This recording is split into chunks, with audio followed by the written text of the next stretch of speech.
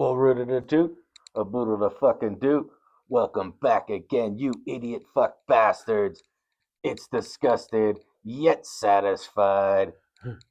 Once again, as always, I am your host, Snake Mitchell Tree, and of course, with me, your co host, BT. What's up, you jerky fucks?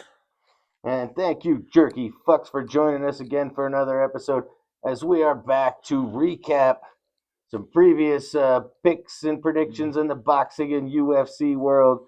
And also, of course, we're going to give you some new predictions coming up here. So, what did we have to be disgusted and yet satisfied about with our predictions that we gave you in our last video? Well, PT, we didn't do all that great. Mitchell Tree gave you, it was May 23rd boxing fights I had for you. Yep. And we were going out. This was a great event Yes, out in Egypt, the Glory in Giza. And Mitchell Tree gave you a couple fights. I actually gave you three. We parfaited a couple together, and let's talk about how it went down. So the first one, well, we had the matchup, the heavyweight fight between Richard Torres Jr., who's 14-0 going into this thing. He's facing against Frank, the Cuban Flash Sanchez. Little bit of age on him, right? Sanchez was a little bit more experienced fighter, too. And this was the one. Remember, I told you this one fucking could go either way. Right. Both these guys had such speed and power, knockout power. But I thought Mitchell Tree thought the Southpaw Torres was going to get it done and stay undefeated. Yeah. Well, it didn't happen. Second round, Sanchez, 55 seconds in. Bam. He absolutely rocked him with a right hook. And, oh, yeah, he was done. And good for Sanchez on that. I mean, what a heck of a knockout there. And I know I had said there was no way that fight was going the distance, and we knew somebody was getting knocked out. I thought it would be Torres getting it done, that young fighter. No. No, the guy got him, huh? Yeah. Oh. Yeah, and and rightfully, Sanchez is a great fighter. He only had one loss in his career coming into this, and that, of course, was to a great fighter and Caballero right now that's out there causing damage. So doesn't surprise me at all. And I said it in that fight, I could see it going either way, and it definitely went the other way. So they are heavyweights, two fucking heavyweights. Exactly. You know it ain't gonna go the damn distance. Oh yeah, that they usually don't. So exactly. fuck, big boys. So yeah, disgusted there. 0 for 1 on the first one. But what else did I give you? I said we had the other fight between Shakram, Wonderboy Giasov, and he was going against Jack El Gato Gatarov, right? Yep. And this one again, I said the same thing. Like it could probably go either fucking way. Both good fighters. You had the undefeated Wonderboy going into it. Much more experience though for Jack Gatterall there, and it proved to be the difference. Wow. This one went the distance, went all 12 rounds, but in a unanimous decision. Jackie boy pulled it out, huh? Indeed, he did, and he took that vacant WBA regular welterweight title, and it's his now. Wow. So, and yeah, I mean, twice as many fights on his career. El Gato had coming in up against Wonderboy, even though they're basically the same age. So I guess the experience was the difference there because that's experience. Yep. He really did. I mean, he just outfought him all the way through. So there you have it on the 0 for 2 on the. I remember Mitchell Tree parfaited those up together, right? We had a plus 275 on it, and yeah, 0 for 2. How about that? Wow. Like I said, I could have easily took the other two. Yep. But this is the way I thought it was going to go down. Didn't happen. Now there was a third fight, though, of course, and it Ooh. was the main event between of course, Rico, the king of kickboxing, and Alexander Usyk, the cat, the WBC World Heavyweight Champion. And well, if you watch last video, Mitchell Tree was going with Rico, going with the kickboxer. Take that big plus number on there. How did it go? Well, shit. This this Oh fight, man. there's Rico. First of all, he was winning the fight. He basically was winning the whole fight. Yeah.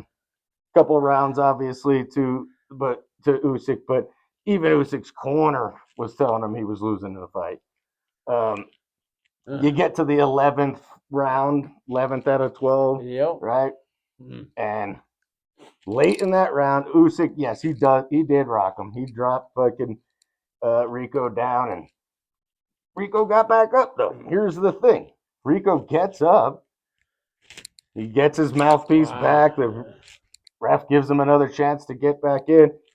You got just seconds left in the fight when they re-emerge, and then the ref decides to step back in with literally 1 second left in the 11th round and call this thing off. That's bullshit. Yeah, don't understand it. A lot of people didn't like it. Yep. Clearly, I did not like it. Mitchell Tree had the big plus number there that was we were this close. Yep. Essentially, you go one more round. If Rico wins that final round, that's the thing they didn't want to do. They didn't want to give him the decision. Because he's a kickboxer. They didn't want to give the kickboxer the champ in the freaking boxing world. Yeah. It was disappointing. So I could say I'm disgusted, but turns out, well, they avoided it. I lost nothing on that. Nice. There must be some controversy about this fight, about whether or not it's going to stand. Because as far as I know, on the site I used to go through here, they gave me back my way. They said it's a voided bet. You'll see it here popped up. Yep. So I guess I'll take the satisfaction of that. Yeah. Pretty disgusted though that we didn't get the win. Rico was on his way. Yep. And again, I love Alexander Usyk. He's one of my favorites. But I just felt that was the wrong call for that fight. And so disgusted with those first two fucking me over. I guess I'm satisfied with the void and the other one. But that's how Mitchell Tree did on the 23rd, you idiot bastards. Yep.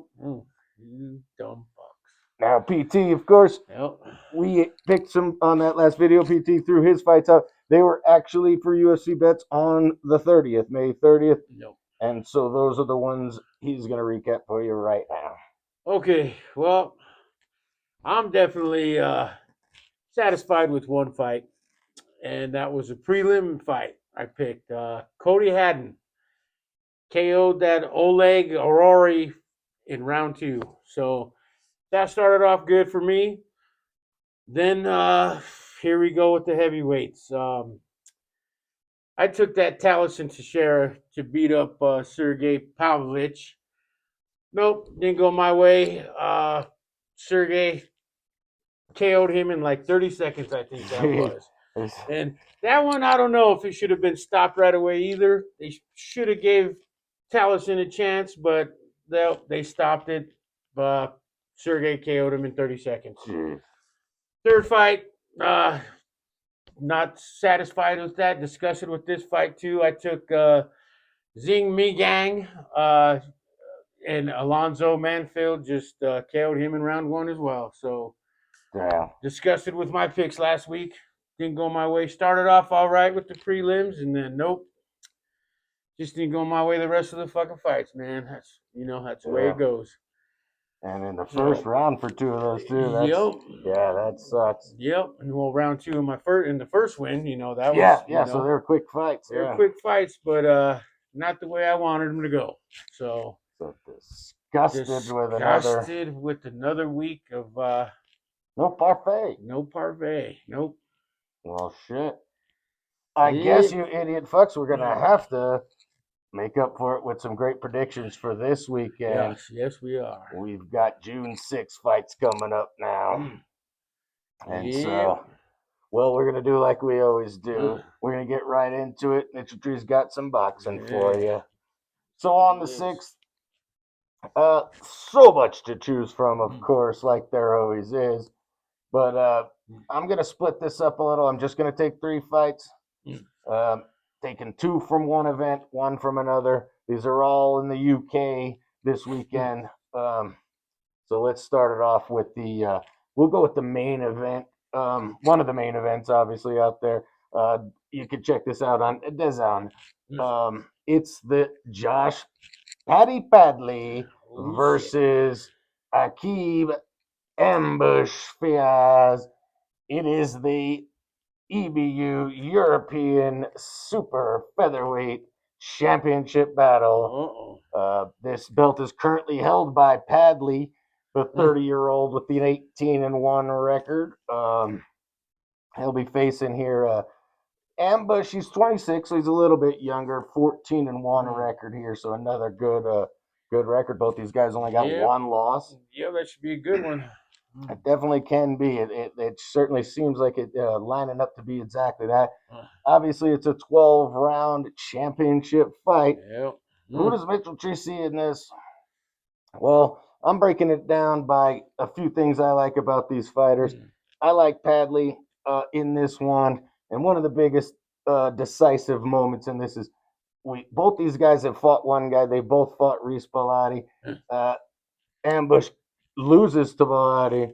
Paddy beat Bellotti.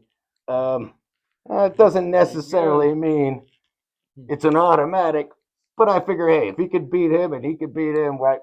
There you go. Well, we might as well fucking go with that.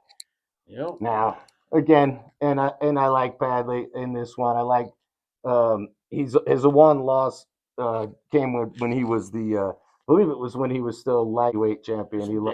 He lost to Shakur Stevenson. And and he 25-0 fighter there currently. Stevenson, so he lost to a pretty bad guy he's there. Pretty good guy, pretty badass guy, And so now he's moved down to the featherweight. He's got a title there. I believe he's defended it a couple times, once against Bellotti there. So I'm using that as my motivation to take the favorite in this one.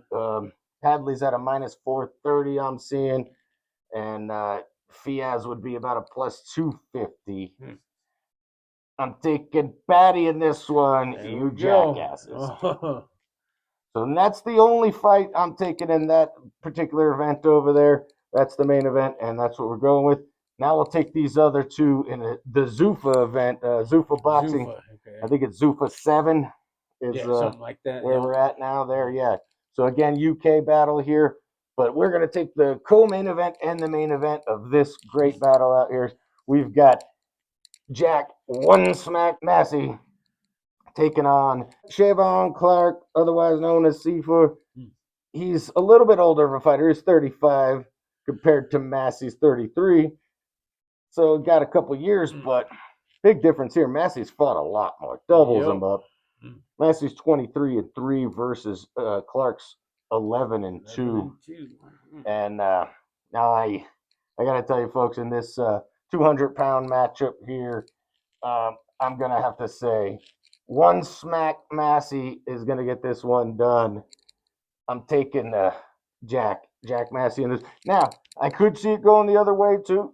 Clark, this is Clark's actually a slight favorite in this one as a minus 145, so a very, very slight favorite. As I'm getting One Smack at a minus 122. So it's not a big difference here. It could go either way, but I like the experience there for Massey. Right. Maybe a little bit younger, but I like the extra fights, and I like who he's fought and who he's lost to. I'm giving him this one. Oh, Massey, huh? All right. And now to close it out for Mitchell Tree here, the final fight, the main event there on that night, we've got Chris, the gentleman, Billum Smith. He is your 35-year-old fighter that sits at 21-2 right now.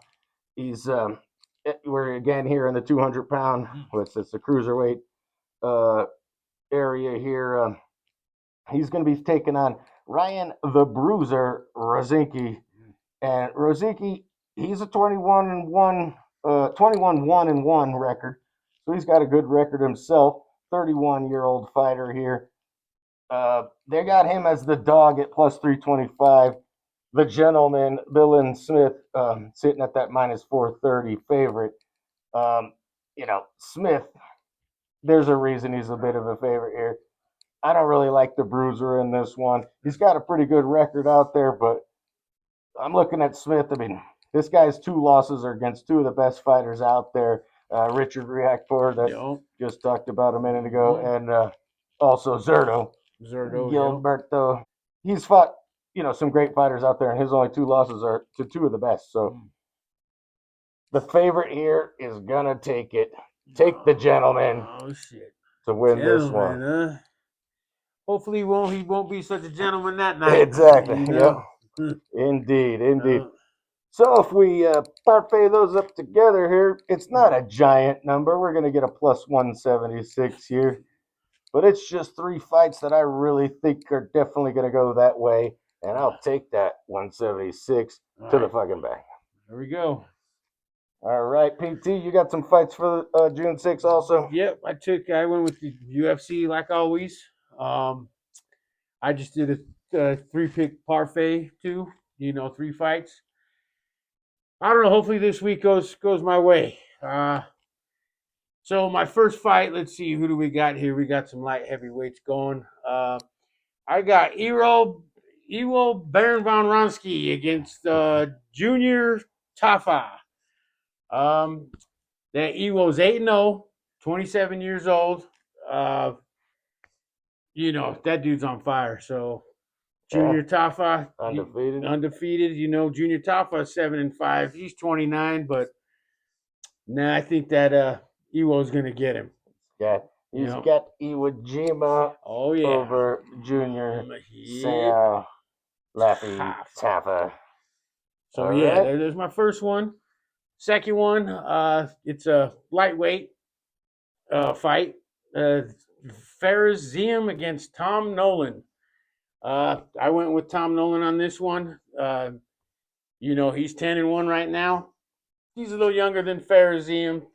Fares Ziam's 18-4. So, I'm gonna take Tom Nolan on this one. I think he should get that Ziam.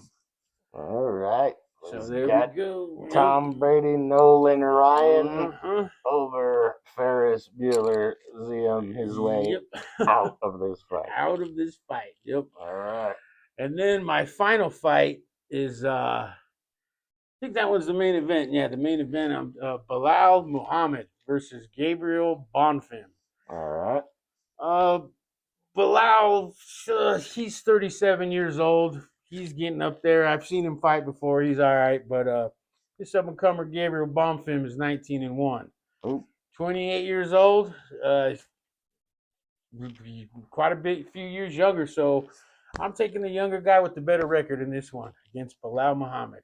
I'm taking Gabriel Bonfim. So hopefully he beats up on that Muhammad. So those are my 3 picks. I don't think I did too bad. Those 3 parfaits I picked, they're plus 750. So there you have it. There we got my fights. Hopefully I do good this week with these fucking idiots. They better get it done for me. So we'll follow up again next week with results of these predictions. What are we disgusted yet satisfied about that? And of course we'll have more predictions for upcoming fights after that. Till then, I guess you idiot fucks can all fuck the fuck off. Yep. If you got a problem with that gambling, call that motherfucking number.